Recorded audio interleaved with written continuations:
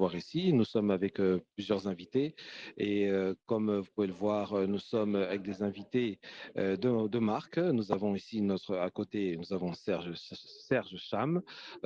C'est quelqu'un qui connaît très bien la maison, un très bon, il est remarquable. Vous allez le voir, vous allez l'entendre, vous allez avoir le temps de le comprendre. Et nous sommes aussi avec l'association des auteurs et auteurs de l'Ontario français, qui est fondée en 1998. L'association des auteurs et des auteurs de l'Ontario français se positionne solidement à titre d'instance première de soutien du milieu littéraire francophone de l'Ontario. À tour de rôle, elles se présenteront et nous diront comment ça fonctionne, cette grande machine. En tout cas, très honoré de vous recevoir ici, honneur aux femmes. Alors, à vous de vous présenter, à vous. On commence par Mila Ouzari, directrice générale de l'Association des auteurs et des auteurs de l'Ontario français. Je peux vous parler un petit peu de l'association. Si je peux me permettre, je vais faire une petite correction. L'association n'a pas été créée en 98, mais en 88. Donc, oui, on est 10 ans plus vieux. Excusez-moi pour l'absus, oui, c'est vrai, Aucun 88, problème. et j'ai dit 98, je Oui, m'excuse. non, non, l'erreur est humaine, il n'y a aucun problème, Merci. les années passent. L'association, c'est une association donc connue, reconnue en Ontario. Son mandat est de soutenir le milieu de la littérature franco-ontarien, mais surtout de veiller à la pérennisation de la littérature. On sait très bien que nous sommes en Ontario en contexte linguistique minoritaire, donc il est très important de pouvoir poursuivre, comment dirais-je, assurer toujours une production littéraire. La littérature, c'est un indicateur très important de vitalité. Et quand on est en contexte minoritaire, c'est quelque chose qui est très important. Et d'un autre côté, donc, on appuie les auteurs franco-ontariens, on assure leur rayonnement à travers de la promotion, la visibilité. Ma collègue saura mieux vous parler de cela. Puis ensuite, un autre mandat, c'est la défense des intérêts et des droits franco-ontariens.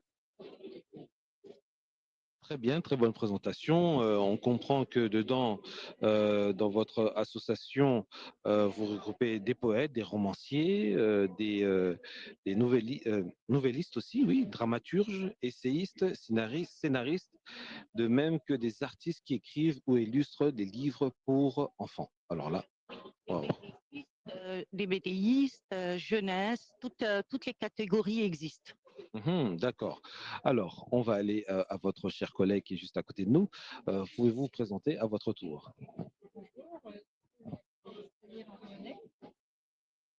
Je m'occupe de la communication au sein de l'association. Je suis nouvellement arrivée auprès de l'association et du coup, mon rôle est de promouvoir l'association, donc des auteurs et auteurs de l'Ontario français, et de faire rayonner en fait cette association en Ontario et de réussir également à faire la communication de nos auteurs donc toutes catégories confondues, ce que vous expliquiez tout à l'heure, aussi bien des personnes qui font de la BD, du roman, de la jeunesse, etc., à travers tout l'Ontario. Merci beaucoup, hein, merci beaucoup pour cette présentation. Et on va aller à notre cher auteur qui fait des merveilles. Présentez-vous quand même pour le commun des mortels qui nous suit actuellement. Bon, bonjour à tous, je m'appelle Serge Cam. Je vis au Québec depuis plusieurs années. J'ai découvert l'écriture à l'âge de 14 ans.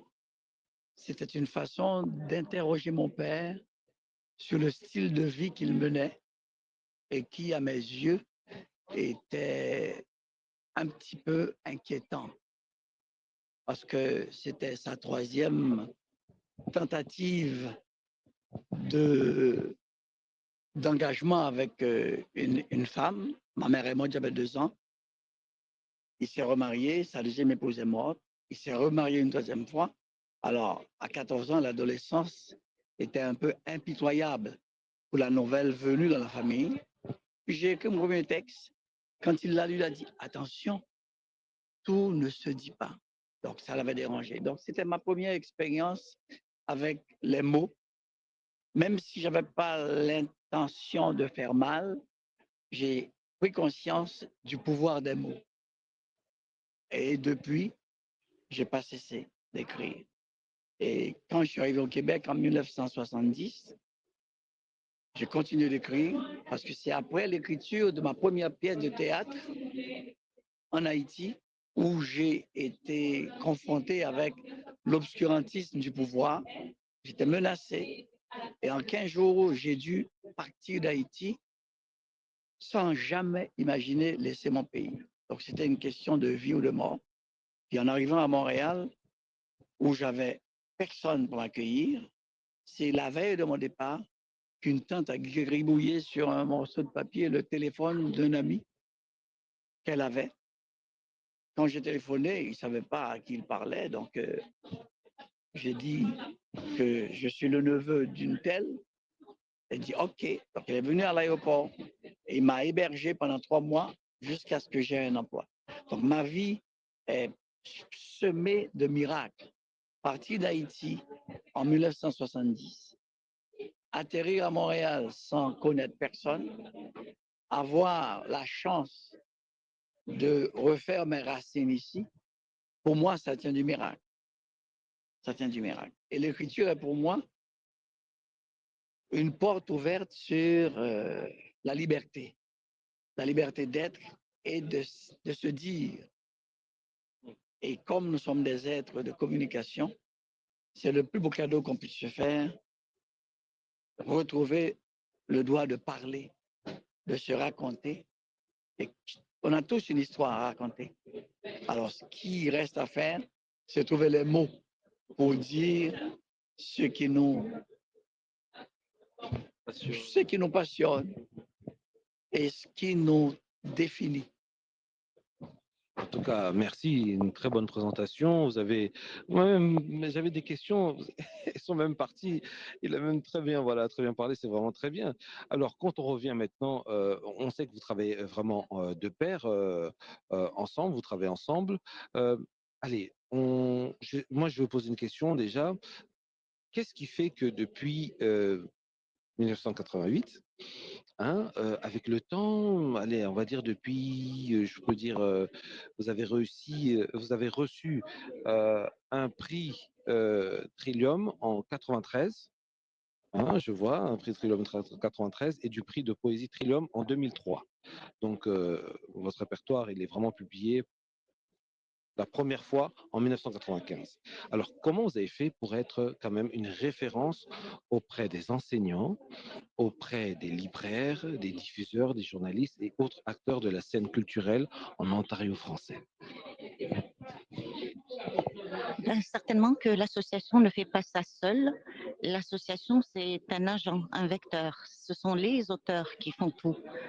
Ce qu'on fait, c'est qu'on les appuie, surtout les auteurs émergents, par exemple, et on s'assure aussi du transfert de talents, c'est-à-dire qu'on essaye de créer toutes les conditions favorables pour que le talent puisse se répandre. Je cite un des services que nous faisons, par exemple, c'est ce qu'on appelle le compagnonnage. Le compagnonnage, c'est un genre de mentorat. Donc, on va demander à un auteur connu, reconnu, d'accompagner un auteur émergent qui est par exemple à sa première œuvre. Donc il va l'accompagner tout au long du manuscrit en fournissant une rétroaction, des commentaires constructifs, une critique littéraire, etc. Ça, c'est l'un des services que nous faisons. Donc c'est ça, c'est du renforcement des capacités.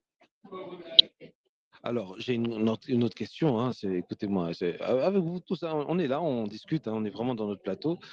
Dites-nous un peu, euh, on- aujourd'hui, on parle de l'arrivée d'Internet et on sent que les bonnes libraires qu'il y avait dans les coins et tout, ont tendance à disparaître et ça devient difficile.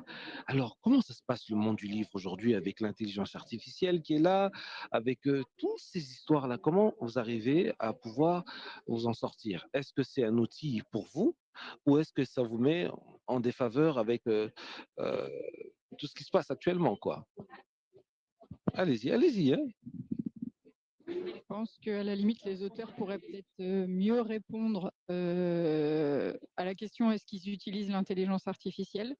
Je pense que ça peut peut-être venir en appui, mais ça ne remplace pas leur écriture pour autant. Que ce soit un poème, que ce soit un livre, peu importe l'œuvre qu'ils veulent publier, l'intelligence artificielle peut les aider, mais ne vient pas renforcer, ne vient pas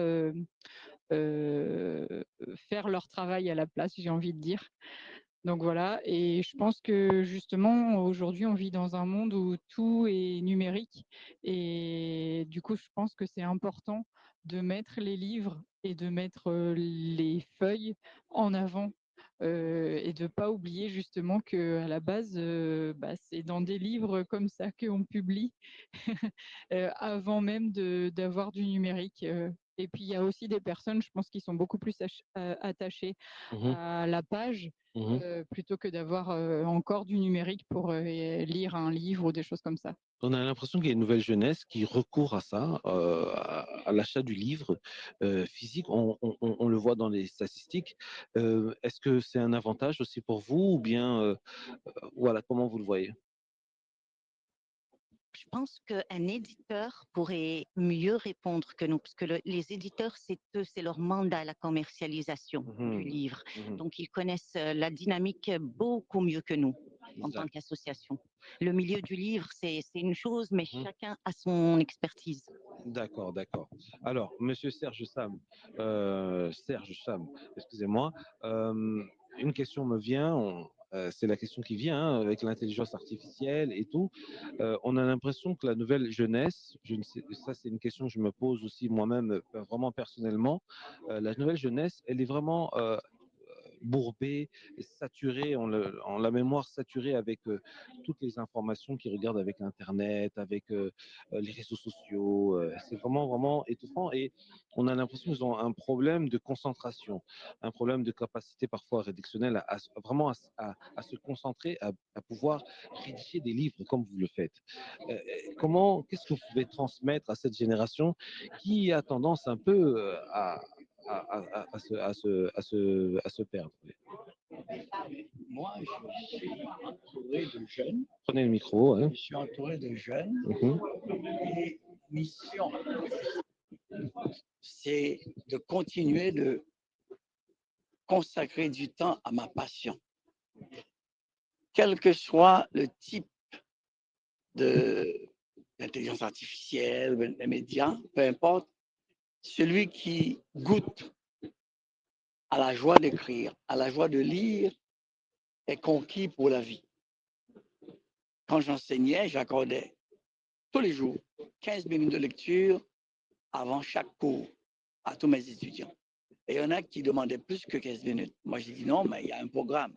Alors, ils lisaient avant d'entrer, puis le directeur n'en revenait pas. Mes élèves s'assoyaient pas loin de la salle, attendaient le son de la cloche pour entrer et poursuivre leur lecture.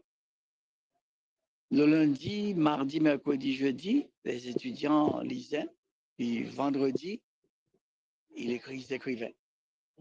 Il y a même 2 ou 3 qui sont maintenant aussi habiles que moi en écriture. Ils écrivent. Et j'ai dit, se dire, on a des aides de communication, comme j'ai dit, on doit, à l'intérieur de toi, trouver une source intarissable de joie. Et c'est pourquoi ma dédicace, c'était, je vous souhaite à lire mon livre, le même plaisir que j'ai eu à l'écrire.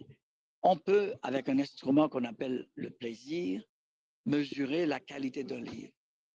Si j'ai du plaisir à l'écrire, je peux être certain que la plupart des lecteurs, de ceux qui aiment lire, vont retrouver cette joie d'écrire.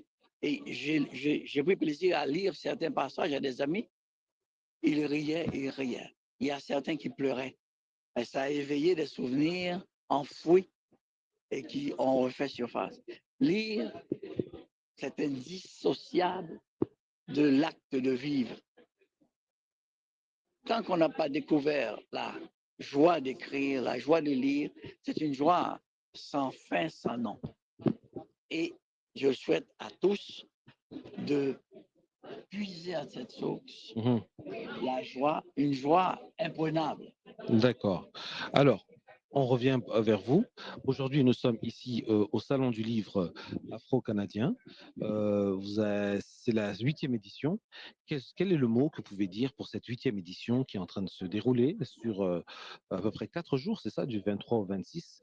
Allez, vos impressions, puisque je vois que vous faites beaucoup de réseautage, vous parlez, tout ça.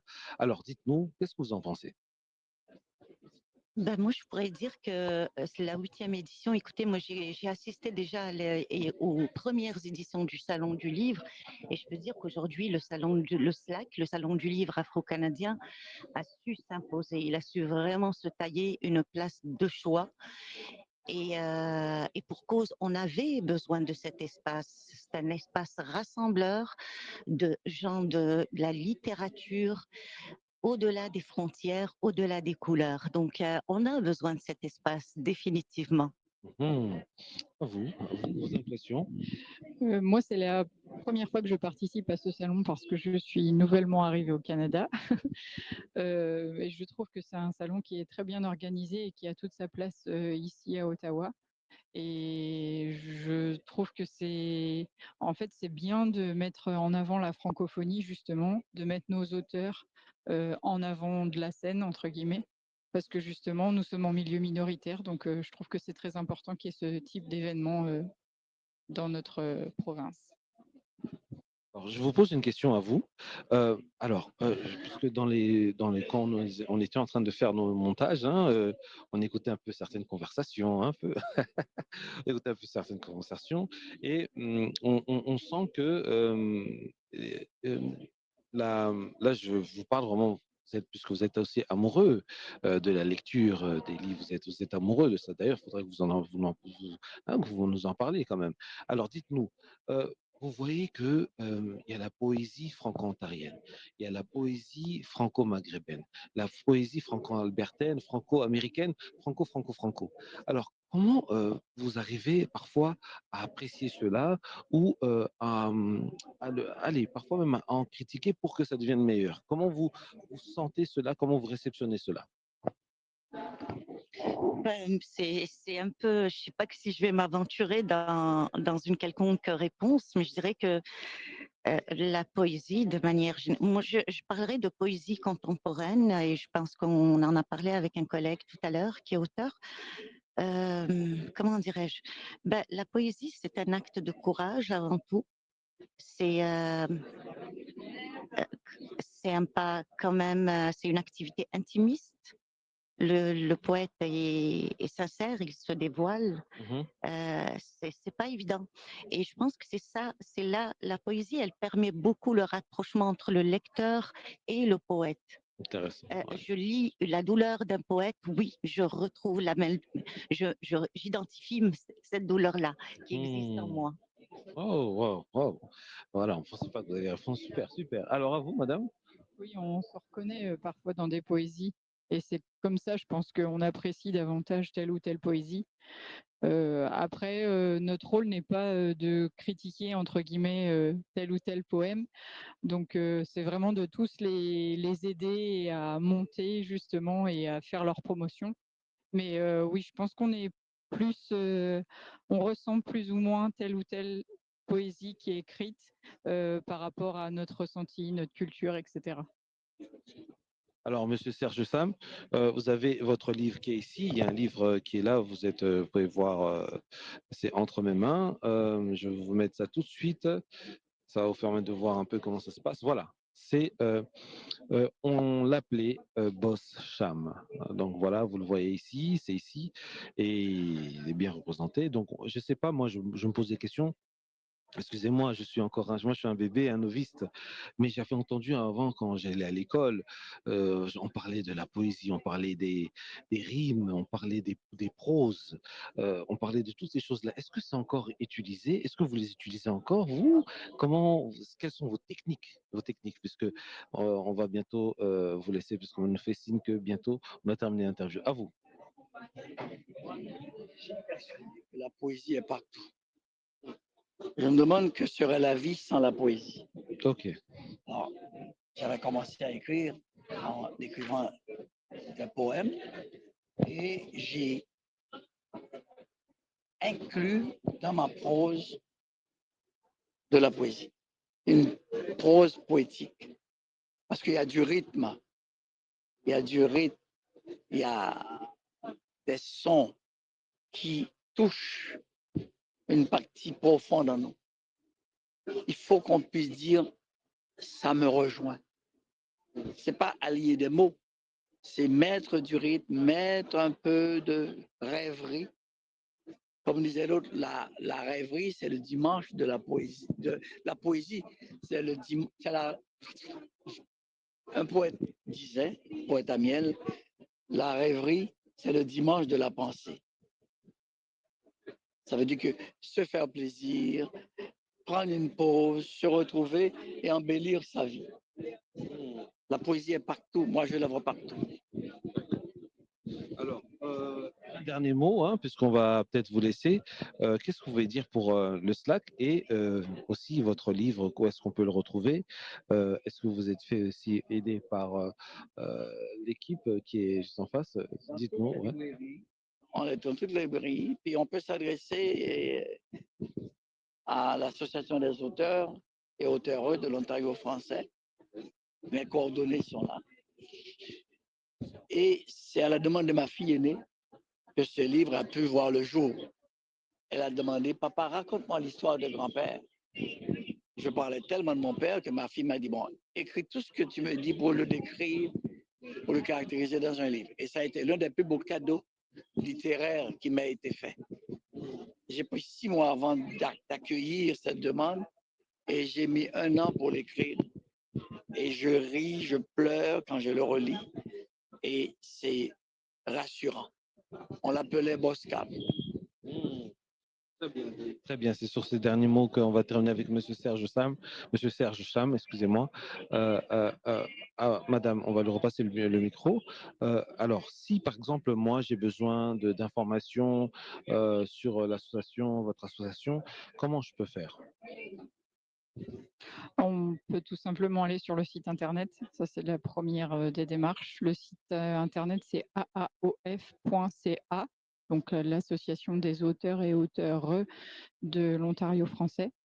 Et là, vous trouverez tous nos coordonnées et adresses mail, etc. Donc, vous pouvez nous contacter directement via le site internet. On est en train de le voir ici, hein, le site internet est ici. Vous pouvez trouver toutes les informations possibles. C'est vraiment le AAOF, comme on dit, donc Association des auteurs et des auteurs aussi de l'Ontario français. Donc auteur avec féminin et auteur, voilà. Et Exactement. Donc là, on voit directement le site internet, vous pouvez aller là-dedans. En tout cas, on vous dit vraiment merci pour avoir participé à cette émission. Et on pense peut-être vous revoir, peut-être dans les jours qui suivent. Merci, en tout cas, vous avez été aimable et vous avez réussi l'examen, vous avez vu. Voilà, on a fait à peu près 24 minutes, hein, vous avez vu. Donc voilà, la suite dans un instant, restez connectés avec nous et on vous revient dans pas longtemps pour des nouvelles interviews. Merci à vous et restez connectés. Merci. Radio Mauja FM.